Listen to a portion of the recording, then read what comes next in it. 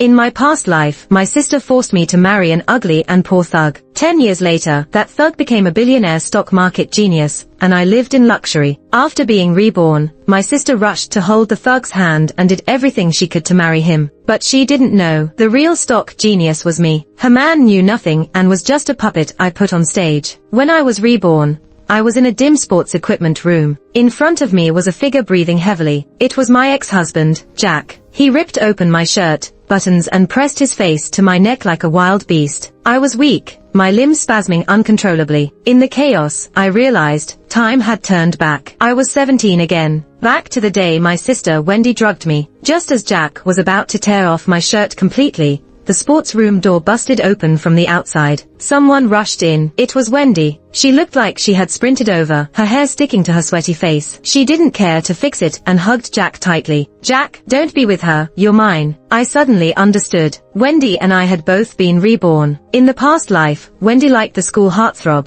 but he wrote a love letter to me. Wendy went mad with jealousy, drugged me, and forced me to marry the worst thug in school, Jack. A decade later, Jack became the billionaire investment tycoon, Q God, making me a wealthy socialite. Every day, I carried rare Hermes bags and drove a $7 million Rolls-Royce. Everyone envied me. They said, "Daisy really married a great man." Back when Jack was down and out, Daisy saw his potential. Now she lives a blessed life. But Wendy's rich second-generation husband had long fallen into debt, chased by creditors. He would even flatter Jack. "Brother-in-law, you're Q God, right? I admire you so much. Can you help me with my investments?" Whenever Wendy saw me, her eyes were filled with uncontrollable jealousy and deep regret. Sure enough, at a family gathering, after Jack said he was going to the bathroom, I saw Wendy follow him to the corner. In the corridor, I stood in the shadows, eavesdropping through a thin door. Wendy was crying, her voice slurring with drunkenness. "Jack, you liked me back then." Wendy hugged Jack, trying to kiss him. Jack gasped and pushed Wendy away forcefully. He said stiffly, "That was over 10 years ago." Wendy fell to the ground, still crying.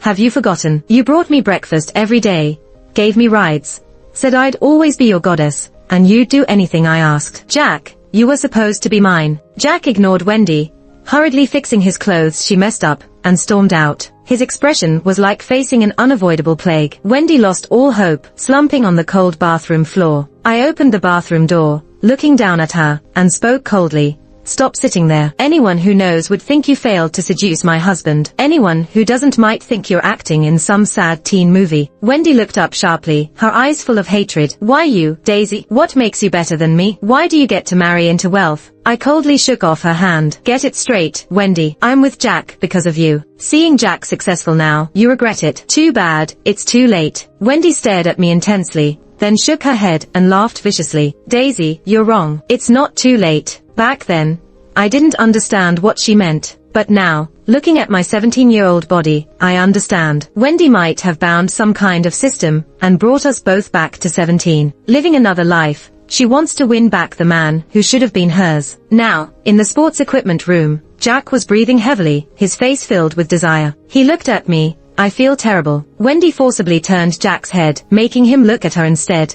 "Jack, I love you." She kissed him actively, and soon they were entwined. Watching them kiss feverishly not far away, I struggled to get up, buttoned my clothes, and stumbled out. Thank heavens. Thank you, Wendy. I never dreamed that I could escape this nightmare and start over. In my past life, Wendy drugged my and Jack's drinks, locking us in the sports equipment room. Then she brought our parents and neighbors to catch us. The neighbors saw Jack and me in disarray. My parents felt disgraced, convinced no other man would want me, and forced me to marry Jack. When I refused, they locked me at home, giving no food or water, beating me daily. Wendy cried beside them, pleading, "Just marry Jack. Otherwise, for the sake of the family's name, they'll have to beat you to death." Eventually, near death, they forced me to marry Jack. Even though I later had riches, this incident was a lifelong shadow. Now, I've finally escaped this shadow. At dinner, Wendy returned, her face flushed with excitement. She couldn't wait to announce that she wanted to marry Jack. Our parents were so shocked they dropped their chopsticks. "Wendy, why? Jack keeps failing and is in his 20s still repeating grades. How is he good enough for you?" Wendy shook her head, insisting, "Mom, Dad,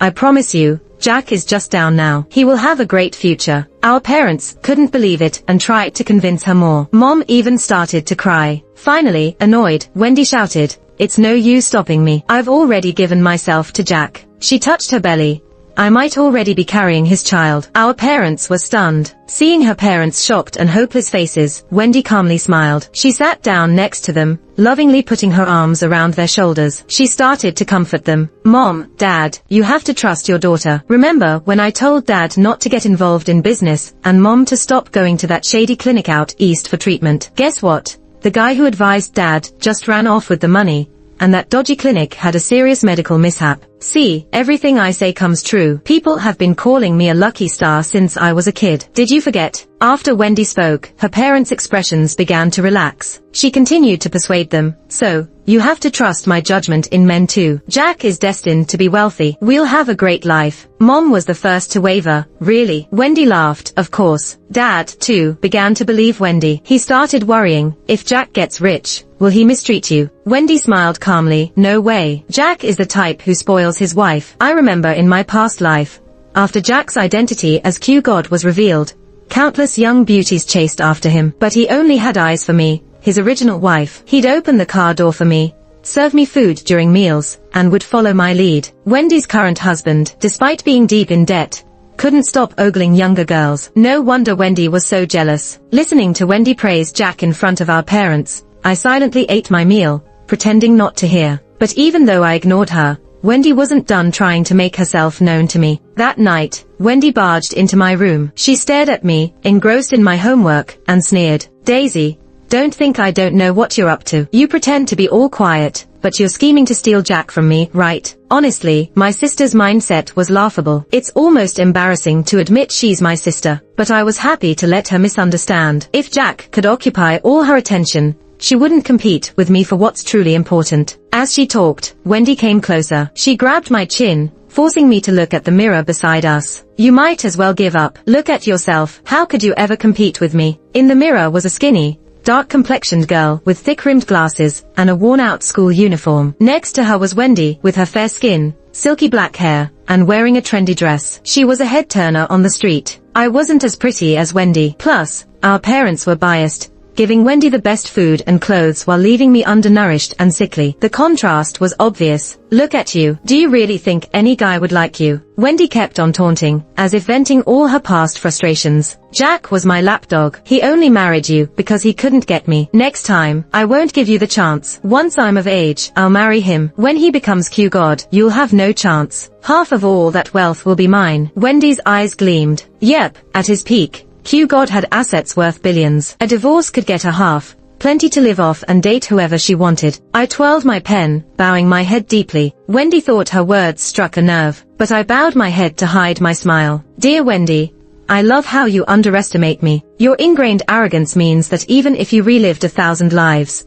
you'd never guess that the real Q God is me. Yes, I'm the one who built a fortune from nothing with my smarts, courage, and luck. First by making huge gains in the stock market, then by heavily investing in Bitcoin at the perfect time, achieving complete financial freedom. My ID on the investment forums, Q, was just a random keystroke, so they called me Q God. Many were curious about my true identity. Knowing I couldn't stay hidden forever, I put Jack in the spotlight as my puppet, or rather, my scapegoat. Our world has many ups and downs. Sudden wealth brings envy, and sudden poverty brings danger. In those years, Jack was kidnapped 3 times and beaten up by enemies 4 times. When he returned with me to visit family, he'd just been beaten. He had a broken rib. That's why when Wendy hugged him, he grimaced and pushed her away. Despite bearing all the attacks in the spotlight, Jack never dared reveal the truth. He didn't dare cross me. Being my puppet, he at least enjoyed luxury. Without me, he'd be nothing. Looking at the clueless Wendy, I smiled genuinely. Wendy, I said softly,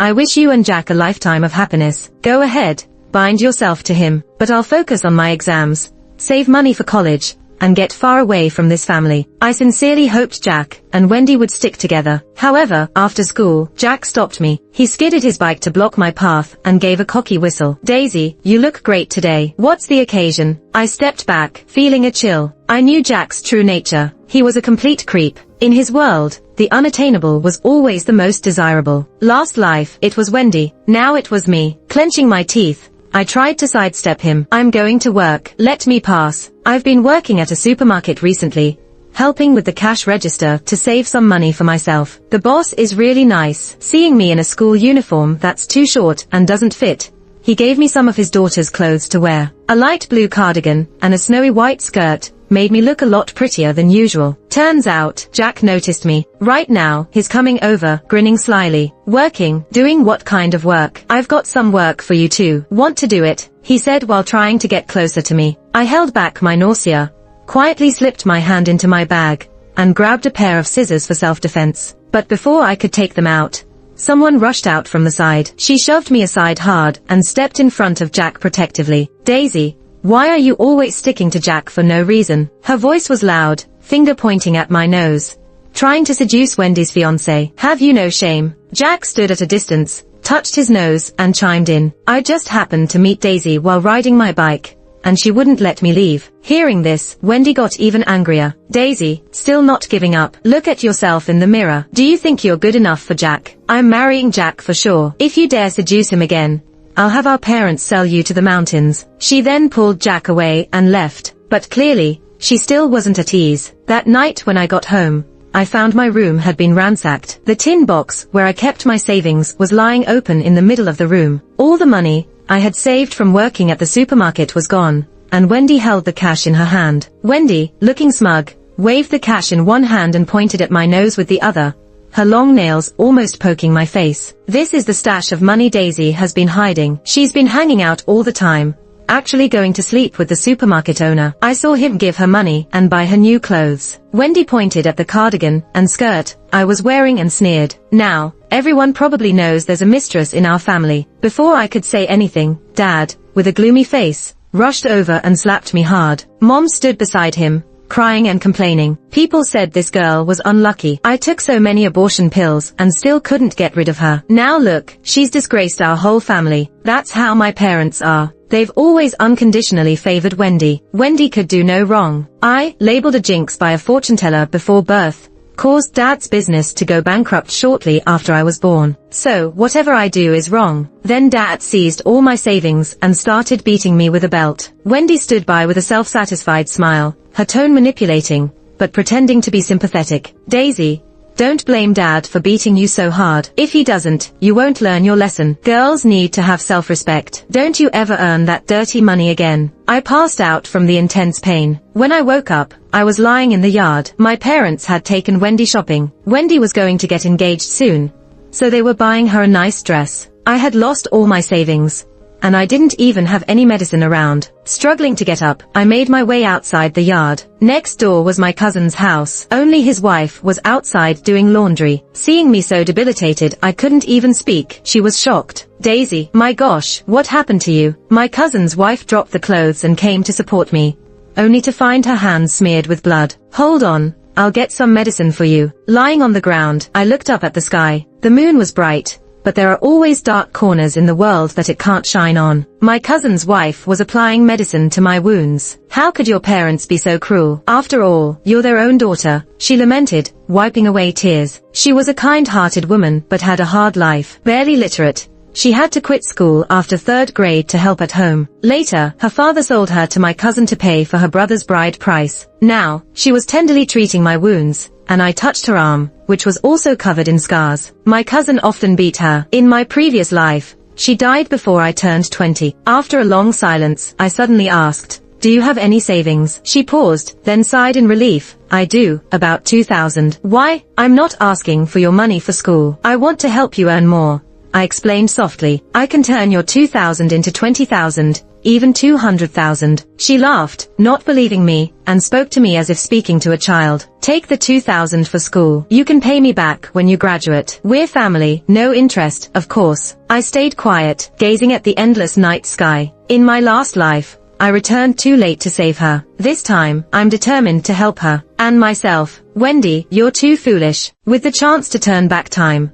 all you can think about is getting a man. While my head is full of stock codes, do you even realize what kind of advantages you've handed me? Early Monday morning, I went to school with the money my cousin's wife gave me, planning to secretly escape during the long break to open an account at the securities firm. I never expected that just as I rode my bike out of the school gate and hadn't gone far, a figure would suddenly leap out from an alley ahead. The person swung a spiked wooden stick at me. In my rush to dodge, I fell off my bike, hitting the ground hard. Ignoring the pain, I quickly covered my backpack, which was stuffed with all the secret money my cousin-in-law had given me. In front of me were a pair of brand name shoes. Looking up, I saw a round, chubby face looking down at me with a malicious smile. I recognized him. He was Wendy's husband from her previous life, Ken. Ken had been Wendy's loyal backup since middle school. He was a wealthy heir, whose dad did business in the South. While we were still stuck in drab school uniforms and wearing knockoffs, Ken knew all about foreign luxury brands. Ken had chased Wendy for years. Wendy disliked his looks but couldn't let go of his wealth,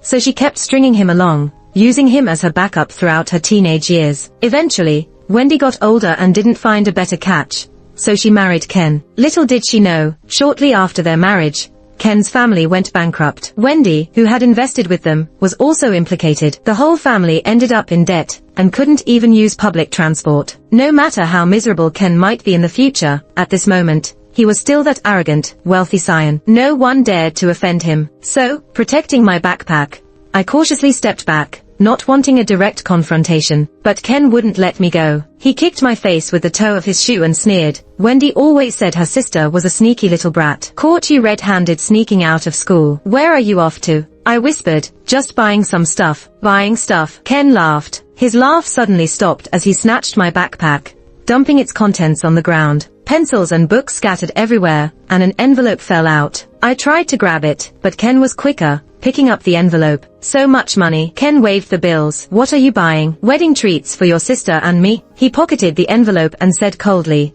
don't think I don't know. Wendy told me everything. You're greedy and jealous of her, so you became someone's mistress to earn money for fancy dresses. Did you steal or cheat for this money? I'll tell Wendy right now. Ken kicked me into the wall, dust flying everywhere. I coughed, but my mind suddenly cleared. Following me, Ken was definitely acting on Wendy's instructions. We've both been reborn. Even after snatching Jack, Wendy doesn't trust me, so she sent Ken to tail me. But that's not the point. The crucial part was what Ken just accidentally let slip. Buying treats for your sister and me. I burst out laughing. Perfect. Ken doesn't know that my sister is already with Jack. Makes sense. To Wendy, Ken is still useful. If Wendy told Ken she was going to get engaged to someone else, how could he continue to obey her? Ken was about to leave when he noticed my smile. He frowned and asked, what are you laughing at? My smile widened. I'm happy for my sister. You love her so much and protect her. I'll have a great brother-in-law in the future. I really hope you get married soon, I said softly. Ken liked hearing that. His eyebrows relaxed, but he still eyed me suspiciously, saying nice things now. Want me to let you go? You don't need to let me go. I haven't done anything wrong, I said, standing up and dusting myself off. This money is from my cousin-in-law. She heard about Wendy's happy news and asked me to buy gifts for Wendy. Ken's expression changed. He frowned. What happy news? Feigning confusion, I replied, no idea, but I heard from my parents that they plan to arrange an engagement for Wendy before she goes to college. Since folks here know each other well, it's better than being tricked by bad men in a big city. I observed Ken's reaction and then chuckled. Idiot, you still don't get it. Ken looked puzzled. Get what? Wendy's engagement is definitely with you, I said, beaming. Think about it. Everyone knows you like Wendy. My parents said childhood sweethearts. Among the boys around, who fits my sister better than you? Ken was suddenly pleased but uncertain. Why hasn't Wendy mentioned this? I teased. Wendy has thin skin. She must be shy, but she'll tell you soon. I've often seen her heading to the woods behind the school lately,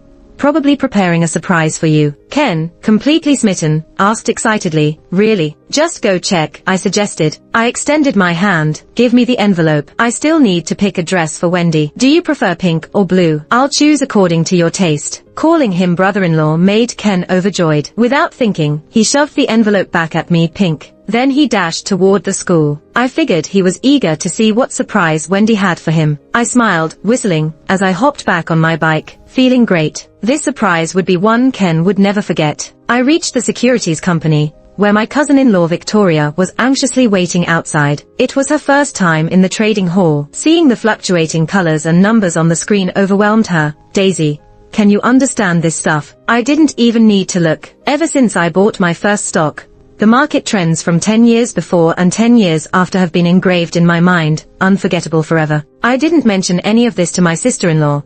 I just smiled and said, I understand it, trust me. At the securities company, I also saw a familiar figure. It was Ken's father. He was originally doing some paperwork, accompanied by a secretary, but then he got a phone call. His face changed, and he rushed into a black sedan parked at the door, heading toward our school. I stood at the door, silently watching the car disappear. My sister-in-law, having finished her paperwork, came to me. "What are you looking at?" I glanced at the sky. "Nothing. It's just that the weather is changing." And sure enough, it changed. With my help, Ken eagerly went to the little grove, excited to see the surprise Wendy had for him. Unexpectedly, as soon as he entered the grove, he heard indecipherable noises. Upon closer inspection, he found his goddess Wendy with Jack, a guy he had never even looked at. This was probably the biggest shock Ken had experienced in his nearly 20 years of life. By the time he realized what was happening, the sound of an ambulance was already filling the air. Ken had beaten Jack so badly that he had to be rushed to the hospital for emergency treatment. When I arrived at the hospital, Jack was already awake, wrapped in gauze and lying motionless on the bed. The scene was quite familiar to me. After all, in my previous life, I had pushed him in front to shield me, and he often ended up beaten like this. But Wendy had never seen such a scene before, and she was crying like her life depended on it.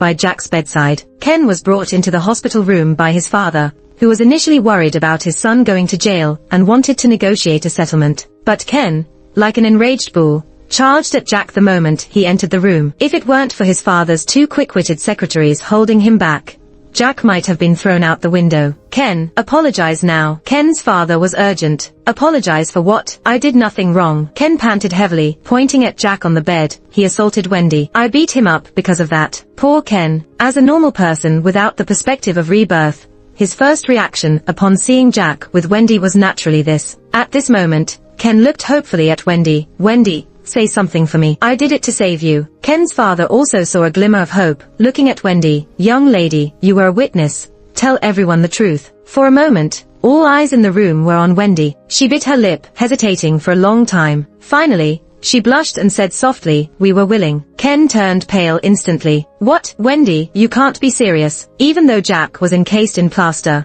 he managed a smug smile from the bed. As a small-time thug, he had never in his life managed to make someone like Ken, a wealthy young master, suffer. Wendy had given him this chance, and he was ecstatic. "That's right, Wendy and I are in love," Jack said loudly, ignoring the pain from his wounds. "Ken intentionally hurt me. He should be in jail." Ken's father's face turned dark. He stepped forward, not looking at the bed-confined Jack, but instead tried to pressure Wendy. "I advise you to think carefully before you speak." Ken's family was powerful and wealthy. Even my parents were getting scared, urging Wendy, "Wendy, why don't you think it over?" It was clear Wendy was really torn, but she couldn't afford to offend Jack. Not only that, she had to hold on to Jack tightly. After all, he was Q-God, and compared to the future billions of wealth, Ken's family seemed insignificant at this moment. So she gripped Jack's hand tightly. "There's nothing to think about. Jack and I are in love, and anyone who hurts Jack should pay the price." Ken couldn't bear it any longer. He shook off the secretary's hands, charged up, and slapped Wendy. "Wendy, are you blind?" In the previous life, Ken's family went bankrupt shortly after their marriage, and he was always submissive to Wendy. Wendy never respected him. This was the first time this man she despised so much had slapped her, and she went mad. "Ken, who do you think you are?" She pushed Ken away roughly. "A spoiled rich kid who thinks money makes you invincible. Let me tell you, in a few years, your family will be bankrupt." With those words, even Ken's father, standing not far away,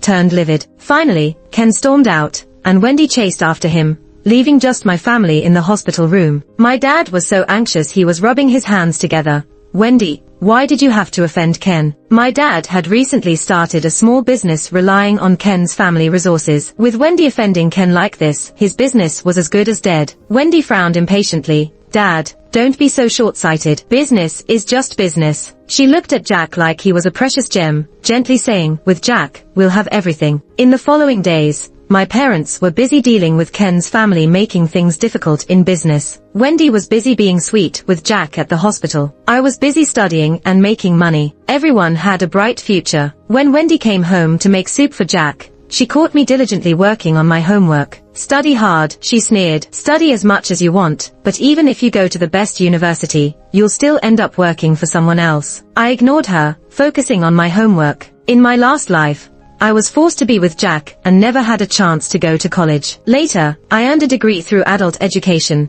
but it always felt like something was missing. Wendy didn't understand that not all actions are for money. Money is a tool to achieve happiness, not happiness itself. For example, I wanted to experience 4 years of college, have a pure, unpolluted campus romance, gossip with roommates, discuss the future, and go for late-night snacks after club activities. These were joys I had never experienced in my previous life. After Wendy left, I met up with my sister-in-law. She had her lower face covered with a silk scarf, and I had my baseball cap pulled down low. We both looked like we were up to something shady. "I've been following your instructions to buy and sell," my cousin said. "This money is yours." She handed me a bank book. To my surprise, besides the initial $2,000, she had added all the money I earned. "What are you doing?" I said. "This profit was earned with your principal. That's your money. I should just take a cut." She waved me off. "I didn't do anything. Why should I take the money? I just lent you $2,000, and now you've returned it. I can't keep the profit. It's asking to be struck by lightning." We went back and forth for a while, but she wouldn't budge. "Here's the deal," I said. "I'll hire you." She was puzzled. "Hire me for what?" "I need to prepare for exams, so I need help with a lot of things. Plus, I can't open my own account until I'm 18. I'll still need to use your account. You should get a commission for this." She waved dismissively. "We're family." I grabbed her hand. "And when I graduate, I plan to start my own business. I hope you'll be my BD." She looked confused. "What's BD?" "Business development. You're outgoing, good at talking, likable, and great at networking. I think this job suits you." Before she could respond, we heard something at the front door. Wendy and Jack were back. We exchanged a knowing look and dispersed without a sound. This was our plan all along. We had a significant amount of money, and it wasn't safe. Until I was strong enough, no one could know we made this money. I went home alone and heard Wendy and Jack happily chatting in the bedroom. Jack's voice carried the excitement of someone about to achieve greatness. Alan said that the others were average, but not me. He immediately saw that I wasn't ordinary, and decided to teach me everything he knows about investing. Wendy was ecstatic. "Jack, I knew this day would come." I peeled an apple in the kitchen and ate it. "Oh, Alan, now I get it. In my previous life, Wendy went to an ordinary university for prep, thanks to my parents' money. She never met Alan, but I did meet him. This Alan was always dapper in a 3-piece suit. He had a captivating personality, and gave gripping speeches about achieving financial freedom. Alan's appearance was perfect for Wendy's expectations. Jack had started as a good-for-nothing punk, but he became a multi-billionaire known as Q. This transformation was like a talentless boy turning into a legendary hero, which must involve some magical training or expert guidance. And now, Wendy thought she had found a miracle in Alan. "Tomorrow we'll go see Alan again. Jack, you study hard with Alan and don't worry about anything else." Jack seemed troubled. "But what about the $60,000 apprenticeship fee?" "I'll find a way," Wendy said firmly. I almost bit into my apple core. I knew Wendy wasn't very smart, but I didn't realize her brain was this smooth. If she could blame all her past failures on picking the wrong man, then she would naturally trust that her ticket to success was in paying a $60,000 fee to a guy named Alan. I met Alan in the previous life, and Jack was thrilled, begging to follow Alan to get rich. I stopped him, even though I was also young and inexperienced. I could tell something was off about Alan. If someone really knew how to make tons of money, they wouldn't spend their time teaching others. Why would someone that wealthy need to charge $60,000 for an apprenticeship? Jack called me narrow-minded back then. He said I was underestimating Alan's generosity. Alan wasn't in it for the money. He just wanted to help us get rich. Then why charge a $60,000 fee? It was a way to screen people, so Alan could see our commitment. In the end, since I refused to agree, Jack went to Alan himself. He didn't have the fee, but Alan didn't make a big deal and agreed to take him under his wing, making Jack admire him even more. They went south together, and I didn't hear from Jack for over a year. When I finally saw Jack again, he had escaped from a pyramid scheme and called me, crying for help. "Daisy, save me." I did feel a bit of pity for Wendy and Jack, heading straight for Alan. That night, I overheard Wendy talking to my mom. "Mom, Daisy will turn 18 this weekend. I think she can start dating. Jack knows a rich old guy. He's older, but is willing to pay an $18,000 bride price. Our family's struggling. Dad's business is gone, and Jack has this opportunity, but he needs $60,000. So maybe we can arrange for Daisy to meet him, if not for any other reason, for the bride price." Turns out, Wendy's plan to raise the $60,000 was to sell me off. That sliver of pity I felt faded completely. "Go ahead and ruin yourselves, Wendy. I'm really looking forward to watching you dig your own grave." Sure enough, on my 18th birthday, my family did something unusual, and got me a birthday cake with cream. My present was a new dress, and my parents made me spin around in front of the mirror, praising me. Daisy is really turning into a beauty at 18. Even Wendy chimed in with admiration. Daisy is so cute and does well in her studies. Rich people love that. My parents took the opportunity to bring up the topic of me dating. Though he's a few years older. Thanks, he's 47 and I'm 18. But his nice, older men are more considerate. Thanks, his 2 previous wives divorced him because they couldn't handle his domestic violence. Internally, I cursed, but outwardly, I smiled sweetly. Sure. Thanks to my parents and Wendy for worrying about my future. I'm willing to go on a blind date, but I'm taking the college entrance exam soon. Let's meet him after the exams. My parents and Wendy didn't expect me to be so cooperative, and were very pleased. At night, I overheard them talking. They guessed Daisy knew she couldn't find anyone good on her own. Once she hears he's rich, she'll definitely be willing. I sneered while continuing to study. Before I knew it, it was time for the exams. Since I wasn't forced to marry Jack in this life, I was able to take the exams smoothly. I've always been a good student, so when I finished the last exam and handed in my paper, I felt confident. After leaving the exam hall, I didn't go home.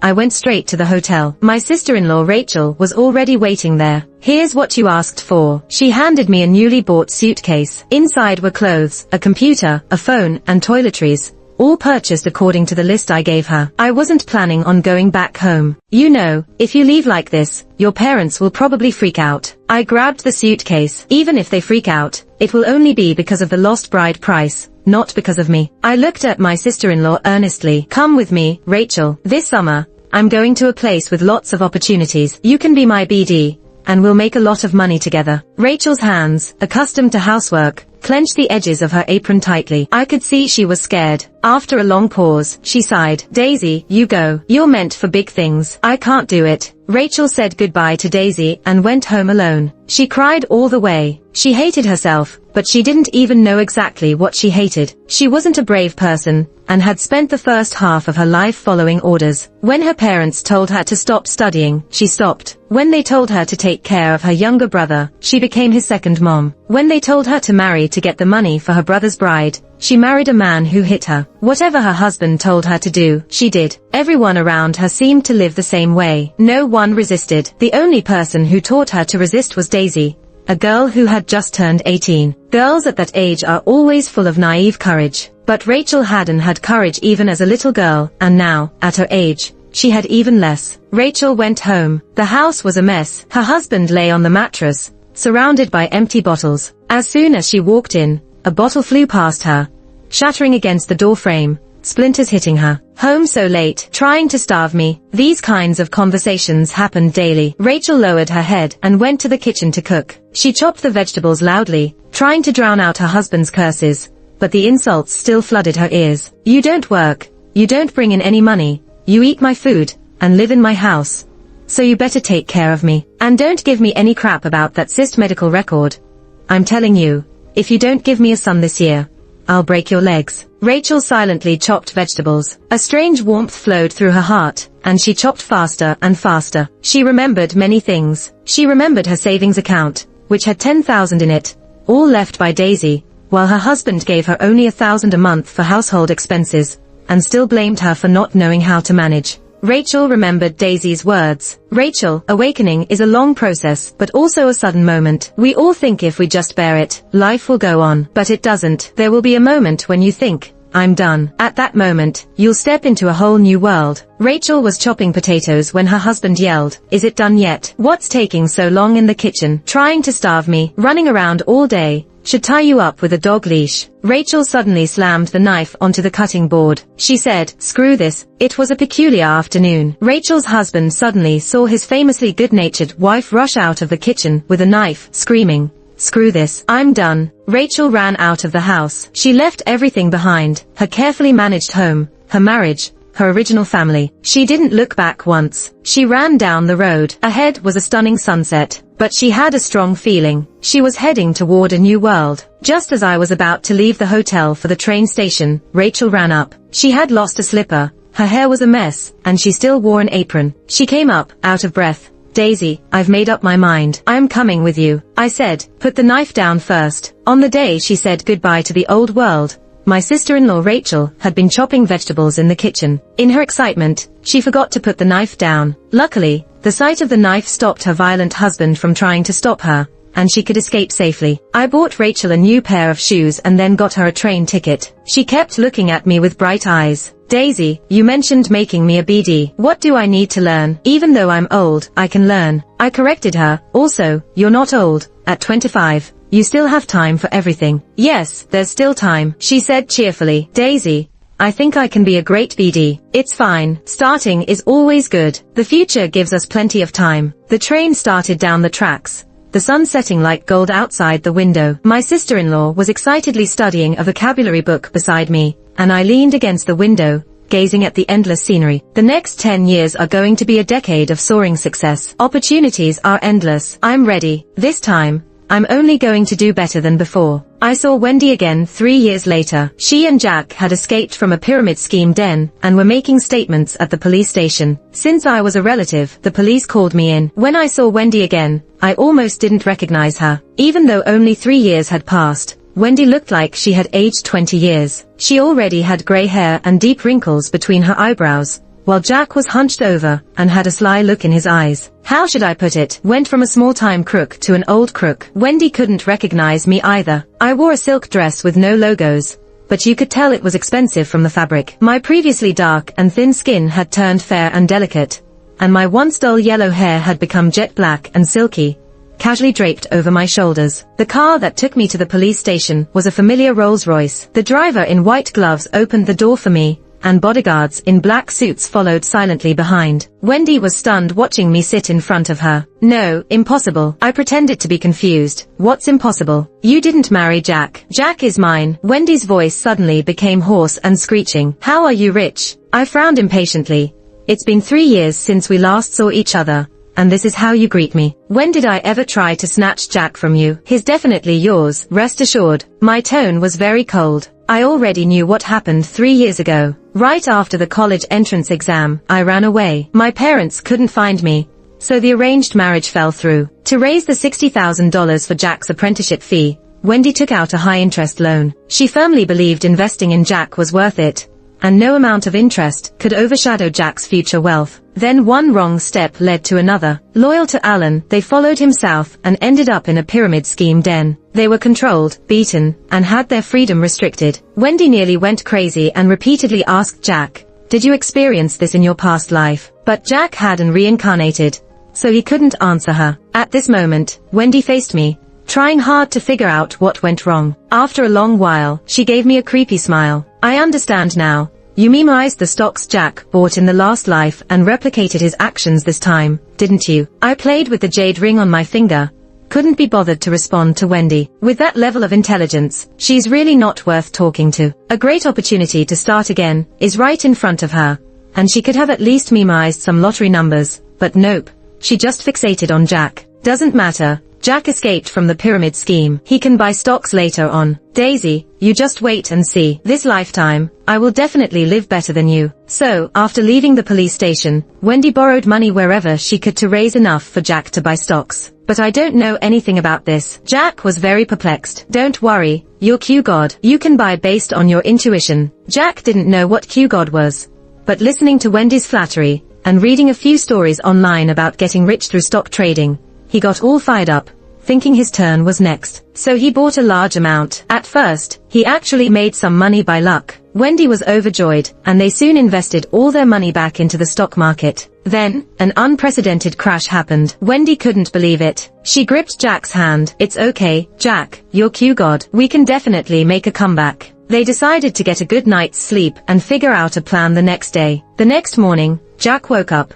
rubbing his eyes, and said to Wendy, I had a dream. In my dream, in the last life, when Daisy and I were in the equipment room, you didn't barge in. So we ended up getting married. Later, you went on to study and married Ken. I stayed with Daisy in our hometown. Alan showed up, and I wanted to be his apprentice, but Daisy wouldn't let me. I went behind her back, and got scammed into the pyramid scheme. Years later, I escaped, and Daisy came to bail me out. By then, she was very wealthy. She said she didn't want to care about me, but if I still wanted to follow her, I'd have to work for her. She made me do interviews with the media. They took my pictures and called me Q God. I agreed and repeated the lines Daisy told me to. Actually, I didn't understand anything. I was just a shield for Daisy, and those who hated Q God would take it out on me. I nearly got beaten to death a few times. I knew Daisy hated me. This was her way of punishing me, but I didn't dare leave, nor tell the truth, because I was scared Daisy wouldn't care about me anymore. Then I'd just be a complete loser in society. Jack finished speaking and saw Wendy's face looking dreadful. He waved his hand in front of her. Mad at me, Jack coaxed her. I dreamt of being with your sister.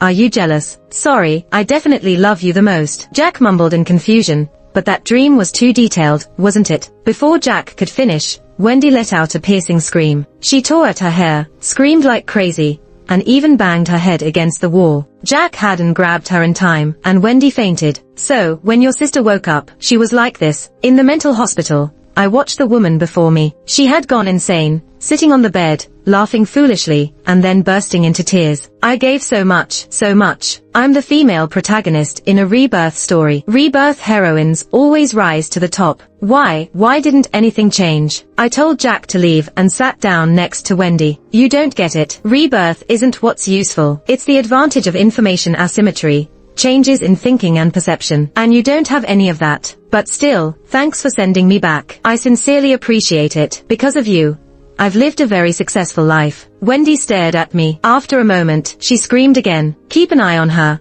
Don't let her hurt herself. I instructed the medical staff and then left the psychiatric hospital. Today, I had someone important to meet. Deep in an alley was a small shop with a blue-tiled roof. There was a sign at the door, Wish Shop. It looked like a shop only middle schoolers would visit. I walked in. A handsome young man was dozing off behind the counter, hugging a big yellow cat. When he heard the noise, he immediately stood up. Welcome. He froze for a moment when he saw my face. Sorry for the wait. What's your wish? I smiled. Drop the act.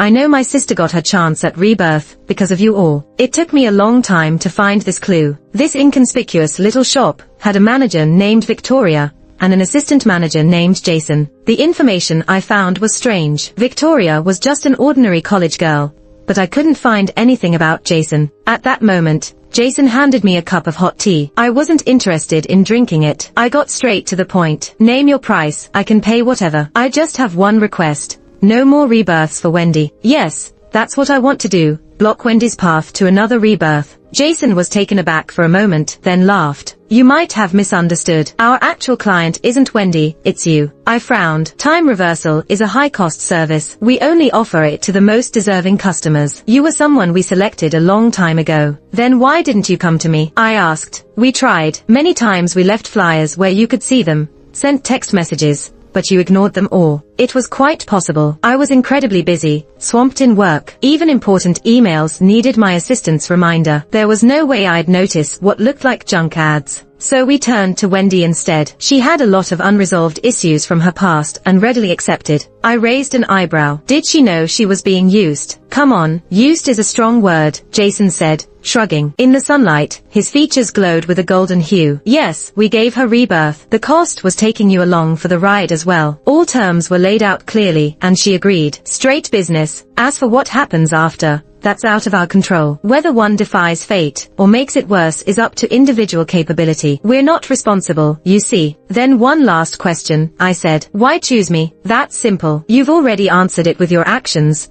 Jason said with a smile. This time, you changed your investment path, putting more effort into the real economy. You created nearly 10,000 jobs and drove manufacturing reform. He added, many lives changed because of you. Like Rachel. There was a picture of Rachel on a financial magazine on Jason's counter. She was smiling radiantly, successful as a female entrepreneur, no longer the woman who met a tragic end due to domestic violence in the past life. And many more women like Rachel, Jason noted. It's been a deal well worth our while. When Victoria returned to the Wish shop, Jason was searching for something to cover his instant noodles. Want a bite? Jason asked. Victoria ignored him, opened her notebook, and confirmed the follow-up details of the business. Wendy would spend the rest of her life in a psychiatric hospital. Her parents, bankrupt and in debt. Jack, sick and homeless. Ken was in prison for assault, and his father was a convict. Victoria noted the outcomes of these side characters, but none of this should matter to Ms. Daisy. These people couldn't stop her in the last life,